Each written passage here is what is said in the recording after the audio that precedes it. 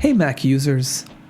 So there are plenty of resources out there sharing useful tips on how to improve your experience using macOS. Here then are some really cool tweaks and tips that I haven't seen widely discussed. And make sure to watch till the end since I'm saving the best one for last. The first tip is setting your scrolling speed. Ever wish you could scroll to the bottom of a really long page quickly? While mouse users know that most of the mouse settings are located under Mouse in System Preferences, you might not know that tucked away in Accessibility, there's a section called Pointer Control, which contains even more mouse options. Here we find the settings for scrolling speed, which basically determine how fast you can scroll down and up a page. I'm using a magic mouse, so by increasing the speed, I'm able to reach the bottom of this extremely long page with just 2 swipes of the finger, while I'm also able to scroll slowly through a section of the page if I so choose.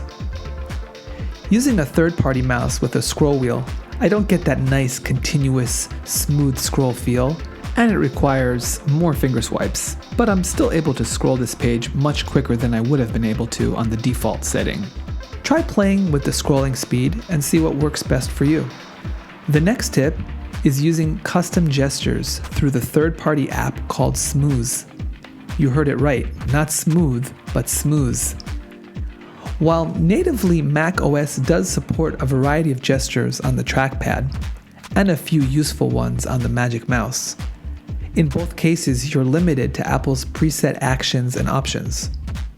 Keyboard shortcuts are also a useful native way for quickly performing custom tasks. However, personally, I've always wanted a more intuitive, integrated way to perform these tasks, without having to move my hand off the mouse each time in order to perform increasingly awkward two-handed keyboard shortcuts. This is where Smooth comes in.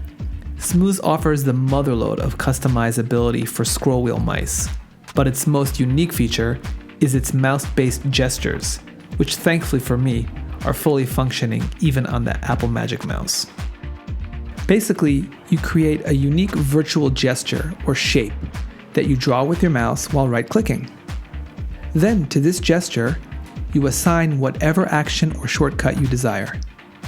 This gesture can be global so that it works in whatever app you're in, or it can be associated with a specific app only.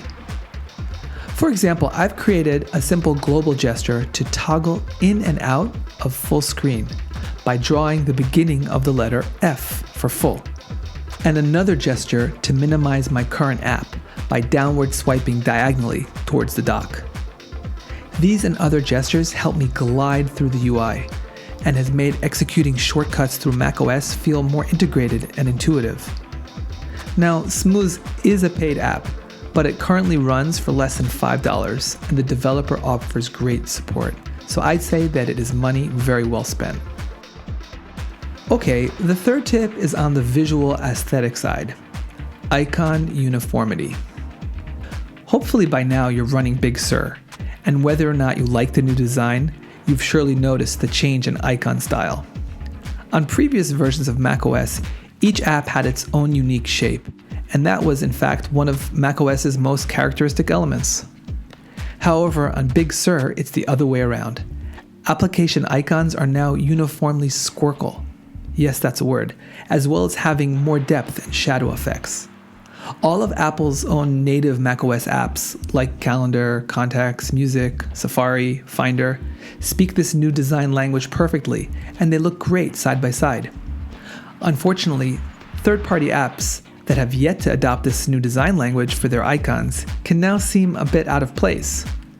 Fortunately, there are some free online icon collections offering beautiful custom icons in the style of Big Sur. So if you want your user interface on Mac Big Sur to look consistent throughout, and the way Apple intended it, all you need to do is download the icon you want from one of the resources linked to in the description below, and replace the app's icon using the usual method.